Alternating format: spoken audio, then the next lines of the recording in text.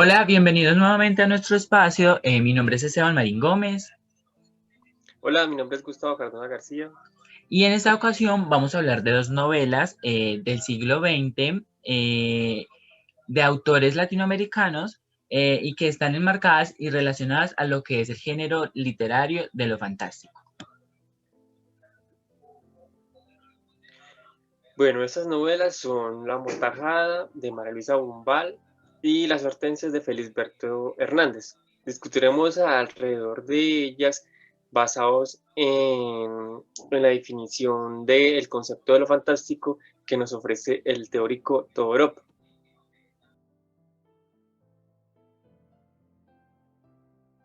María no estaba enferma ni había por qué pensar que se iba a morir, pero hacía mucho tiempo que él tenía miedo de quedarse sin ella y a cada momento se imaginaba cómo sería su desgracia cuando la sobreviviera. Fue entonces que se le ocurrió mandar a hacer la muñeca igual a María. Las Hortensias es una novela corta del escritor uruguayo Felisberto Hernández. Fue publicada en 1940 y nos cuenta la historia de unos personajes algo extraños: Horacio, María y un par de muñecas. Muñecas que le dan el nombre al relato. Bueno, entonces nos encontramos con que Horacio está casado con María y viven una relación algo rara, debido a que los dos comparten un objeto, bueno, que de cierto modo los une y que para ella ha trazado un vínculo muy íntimo y para él se ha vuelto indispensable de un modo raro. El vínculo que hay entre ella parece ser como fraternal, como maternal, o como si la muñeca fuese una especie de confidente para ella, para María. Pero en el caso de Horacio nos encontramos con algo muy distinto, algo que va mucho más allá de un sentimiento filial o, bueno, maternal, o mero fetiche. Lo que se puede percibir en Horacio es como una especie de obsesión que raya con la demencia, pero es como, bueno, una demencia diferente, algo que hace como explotar su imaginación. Así pues, lo que nos encontramos en las hortensias, bueno, lo que destaca mucho en esta obra es la gran personalidad que introduce el autor en Horacio, llena de, bueno, de obsesiones, manías y, bueno, y esa imaginación que más adelante veremos. Bueno, las hortensias serán analizadas bajo la luz de lo fantástico, categoría literaria en la cual encaja ese relato. Y para ello aludiremos a una definición que nos ofrece sobre lo fantástico el teórico y crítico literario Todorov. Bueno, como dije antes, las hortensias se encajan en el relato de fantástico, pero la construcción de lo fantástico se da aquí en ese relato de un modo distinto. No hallamos una gran variedad de elementos fantásticos como monstruos u otros seres que hagan una rajadura dentro de la realidad que se nos plantea. No. Más bien, esta construcción de la realidad, de lo fantástico, se crea a partir de lo cotidiano, de algo simple, de la cotidianidad de estos personajes. Bueno, sin olvidar que podemos hallar algunas situaciones o personajes algo extraños. No obstante, podemos decir que lo fantástico se produce en las hortensias si nos basamos en lo que nos dice el teórico Todorov. Entonces él señala que lo fantástico se produce cuando hay una vacilación tanto del personaje como de nosotros como lectores ante un acontecimiento que se nos presenta como alejado de nuestro entendimiento. Entonces esa vacilación es como una pausa frente a ese acontecimiento. Entonces nos preguntamos qué pasa, qué ocurre ahí. O sea, tratamos de buscar una respuesta a ese acontecimiento extraño.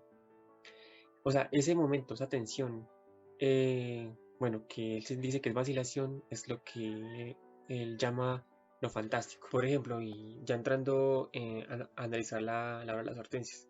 Cuando se nos presenta la muñeca Hortensia, la primera reacción que nosotros tenemos ante el hecho de que ella se lance al personaje de Horacio es de extrañeza. O sea, nosotros nos preguntamos qué pasa aquí, esta muñeca está viva o alguien la está manipulando, alguien la movió.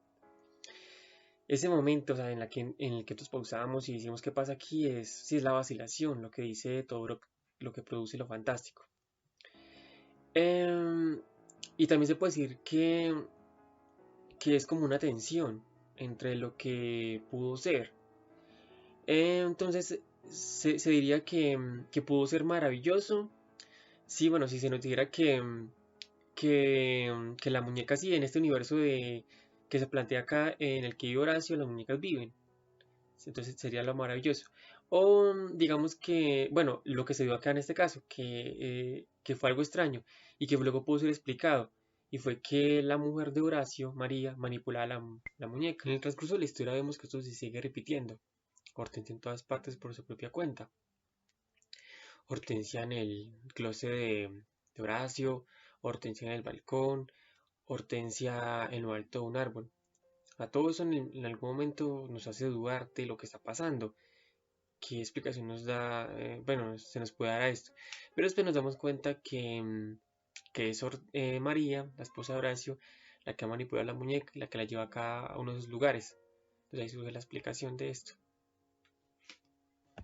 Bueno, en la historia Horacio colecciona muñecas y vemos que de algún modo les da vida a través de unos teatros que tiene cerrados en unas grandes vitrinas en su casa. Tiene un grupo de artistas que modelan una gran variedad de escenas en las cuales luego se introducen cada una de estas muñecas, o bueno, varias de ellas. En una de estas ocasiones cuando Horacio se pone enfrente de estas escenas, pues porque él tenía esas colecciones para él luego ponerse enfrente de ellas y deducir por su propia cuenta qué es lo que significaba cada escena, antes de ver lo que decía el papel debajo de la vitrina. Bueno, entonces es en esta ocasión cuando notamos que se propicia lo fantástico, y es el momento en que a él le parece que una de las muñecas mueve sus ojos o, bueno, su mano. Entonces, nosotros, tanto él como nosotros, pues dudamos que qué es lo que ocurre acá. ¿Será que la muñeca está viva? O bueno, ¿o qué ocurre? Aquí, bueno, aquí se produce lo fantástico. Vemos que sí, hay una vacilación. Pero entonces después nos enteramos que no, que las muñecas en realidad se están moviendo por la imaginación de Horacio. Es desde la perspectiva de él que vemos que las muñecas están vivas. Es su imaginación la que logra reanimarlas. Es eso. Lo que se nos hace a nosotros extraño como lectores de la obra es el encontrarnos con esos objetos que cobran vida, aunque luego se nos explique el porqué de esa situación. Bueno, esta animación que se da en las personas, bueno, en esas muñecas, se genera, bueno, se construye a partir de la pareja de esposos, o sea, por ellos que cobran vida. Pero bueno, sobre todo por el personaje de Horacio. Por un lado vemos que, bueno, desde un principio María recibió a la muñeca como si fuese una hija. La peinaba, la vestía como ella y la cargaba. Y por otro lado, Horacio, que fue más allá, empezó a sentir como un sentimiento bueno, un principio de empatía. Luego pasó a ser como de atracción, deseo por ella y hasta el punto de traicionar a su esposa con ella. Ya ellos dos juntos, bueno, el papel de esposos le dan como más vida a la muñeca cuando, bueno, se pelean por ella. Y en un caso más extremo, en el caso de María, eh, ese otorgamiento de vida se da cuando ella misma, bueno, ella le está quitando la vida a la muñeca, cuando se nos cuenta que ella le está dando apuñaladas a la muñeca. Esta acción, o sea, nos hace creer a nosotros pues que ella la ve como una persona y de verdad se ve como una persona la muñeca, tanto que, bueno, como describe la manera en que la apuñala y después como llega el personaje de Horacio y la ve, bueno, y que aparezca después como una especie de cadáver por ahí dentro del piano o fantasma. Bueno, como dije antes, una de las causas por las cuales las muñecas se percibían vivas eran por la imaginación de Horacio, porque eran como presentadas desde la perspectiva de él. Esto de imaginación también lo podemos analizar desde los momentos en los que él se para frente a las vitrinas y antes de leer lo que dice, la descripción que dice bajo la vitrina en los papeles, él emplea su imaginación para luego deducir algo. Entonces él introduce esas mujeres como unas historias que surgen de su imaginación, historias que casualmente luego las adjudica como si fuesen presagios.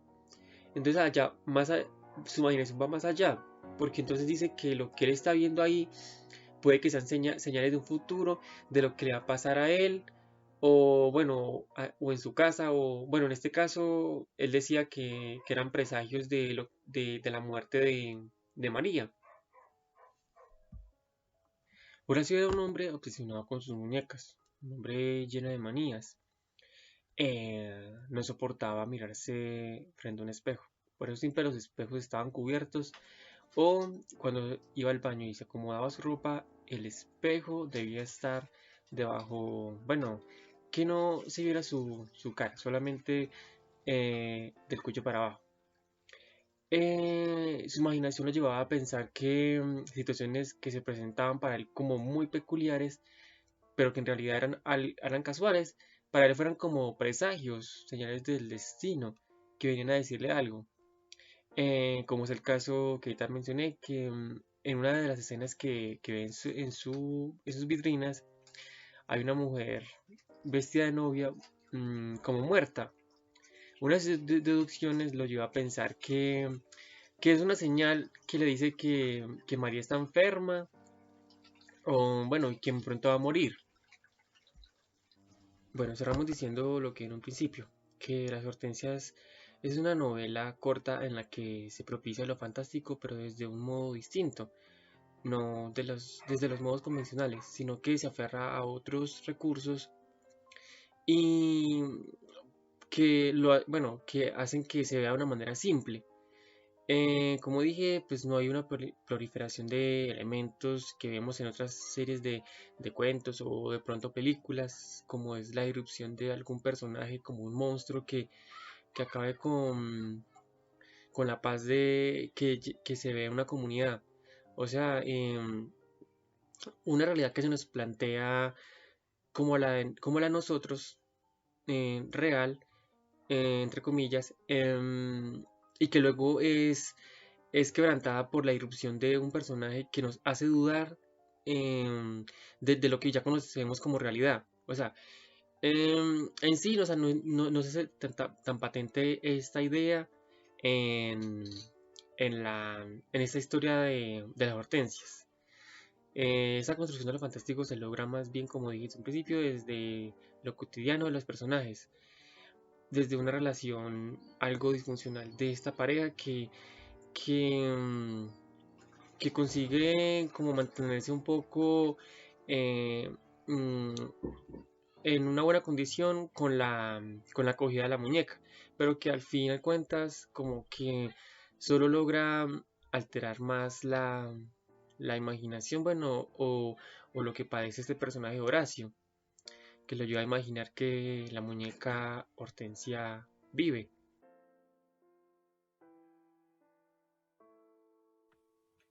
Bien, ahora ya entrando al libro de María Luisa Bombal, La Amortajada, empezaremos primero hablando, bueno, leyendo uno de sus fragmentos que podemos encontrar en el inicio de la obra.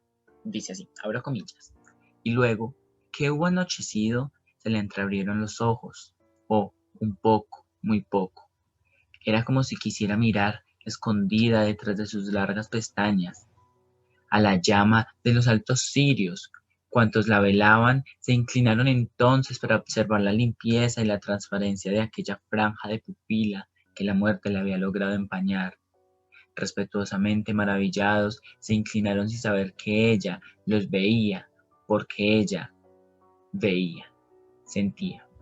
Bien, ya con este libro, entonces, con este fragmento, perdón, vamos a empezar a hablar primero de María Luisa y pasaremos nuevamente a la obra, a la crítica y hablar de su relación y de su gran aporte a lo que es la literatura fantástica. Entonces, María Luisa nació en Viña del Mar, en Chile, en 1910 y murió en Santiago de Chile también en 1980. Como lo dije, pues es una escritora chilena, fue condecorada con diferentes premios, uno de ellos fue el premio Ricardo Lacham en 1974, el premio Joaquín Edwards Bello en 1978 y muchos intelectuales de su país pedían y querían que María Luisa fuera premiada con el Premio Nacional de Literatura, pero pues este nunca le fue concedido.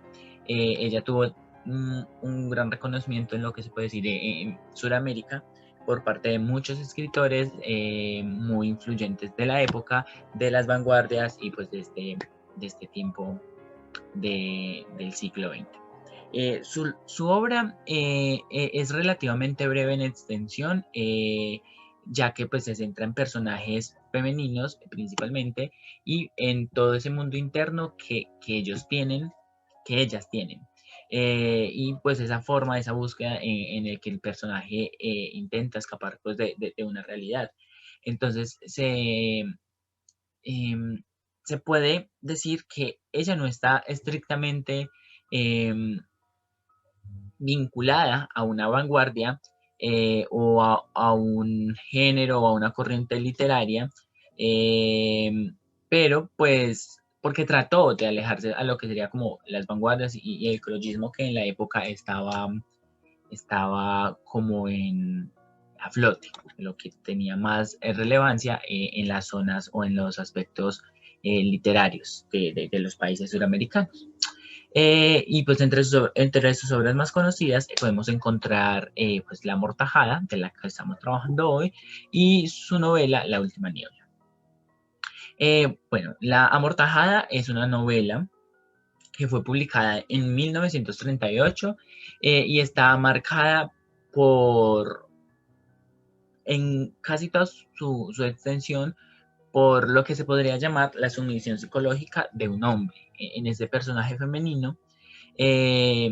Bueno, esta novela pues cuenta pues con un contexto donde se viaja de lo que es la realidad a la ficción. Tal como pues la autora quiso mencionar y quiso comunicar y mostrar con Ana María, pues su personaje principal en la novela. Y pues también estos recuerdos que el personaje tiene alrededor de las personas que se acercan pues a su féretro, teniendo en cuenta pues a raíz de la lectura nos damos cuenta que Ana María, el personaje principal, está muerta, pero ella logra ver por su ojo entrecerrado pues a las personas que están a su alrededor. Y también nos muestra pues ese distanciamiento que hay entre los vivos, entre las que se acercan a verla y pues Ana María, ella que está en el ataúd. Y pues eso determina como que el libro se presente como de cierta forma fragmentado. Bueno, esta novela tiene gran influencia y es muy importante en la literatura chilena, ya que pues en cierta medida refleja como condiciones sociales de los años 30 del país y hace que pues sea reconocida pues internacionalmente. A esta obra también pues se le adaptó se le hizo una adaptación cinematográfica y fue transmitida por la televisión chilena hacia los años 70. Bueno, podemos hablar del argumento del libro, ya que nuevamente retomamos, el libro empieza con una descripción sobre lo que es la muerte de María Luisa. Como les leí al inicio, el fragmento hay una perspectiva desde la narradora, desde la narración, para luego pues incluir una narración desde la perspectiva del personaje, del protagonista. Entonces, se habla primero como de cómo se ve, cómo está el cuerpo, cómo está Ana María en el féretro, cómo las personas que están a su alrededor la están viendo, y después se nos indican a las personas que vienen a visitarla, considerando pues que son importantes que fueron importantes en vida para Ana María. Ahora bien, Ana María desde la perspectiva de narradora que le da la escritora, comienza a sentir cosas que solo la muerte le puede provocar. Por ejemplo, ese desprendimiento de los sentimientos terrenales que ella precisa. Y pues eso lo podemos ver manifestado pues en la obra, por ejemplo, en esta cita, entre la página 8 y página 9, tantos seres, tantas preocupaciones y pequeños estorbos físicos se interponían siempre entre ella y el secreto de una noche. Ahora, en cambio, no la turba ningún pensamiento. Entonces, los pensamientos de Ana María empiezan a verse desde el primer evento que ocurre cuando está la relación entre ella en el ataúd y el exterior, cuando llega Ricardo a visitarla, y ella reconoce que es su primer amor, es la primera persona con la que ella estuvo. Entonces es allí donde se empieza a configurar pues esa idea del género fantástico en la obra, porque empezamos a vislumbrar a un personaje muerto. Entonces, al darle paso a la narración desde un personaje muerto, empezamos a tener una vacilación en el momento en que no sabemos si en realidad este personaje está muerto o solo es una idea que nos plantea el autor. Entonces, empezamos a creer tanto en esas perspectivas y en aquello que nos empieza a mostrar el personaje narrador, que llegamos a dudar si en realidad pues está eh, fallecida la persona. Y es la misma Ana María, el mismo personaje narrador, la que nos empieza a mostrar detalles y recuerdos de su vida que nos hacen dudar de aquello. Pude yo llegar a pensar que se encontraba en un estado no sé, una parálisis del sueño, en la cual ella podía ver, pero no podía mover su cuerpo, parte de su cerebro dormido, quizá esperando en la medida de la lectura que al final ella despertase y fuese algo totalmente diferente a lo que al inicio se nos mostró. Pero está ese recorrido desde que ella está en su ataúd, ella está fallecida, en realidad sí está fallecida, y es llevada al cementerio, y aún con esa mirada, con ese ojo entreabierto, hablándonos de su entorno, de sus recuerdos y de sus memorias, y algo que pone a dudar al lector y pues a todas las personas. A lo largo de toda la historia, Ana María expresa todos sus sentimientos de diferentes formas. Por ejemplo, el sentimiento de rabia que siempre siente hacia Ricardo, y también describiendo esos sentimientos de alegría y en momentos especiales pues que vivió con él. Y eso llevando también a que Ana María haya sentido o empiece a sentir ciertas emociones y sensaciones físicas pues que nunca había sentido antes, y pues los describe como la dulce fatiga, y algo que la hace sentir como desmotivada, y bueno, todos estos procesos que requieren como un esfuerzo. Entonces se empieza a ver diferentes procesos que empiezan a tener una validez a la hora de verlos como sucesos fantásticos, teniendo en cuenta pues el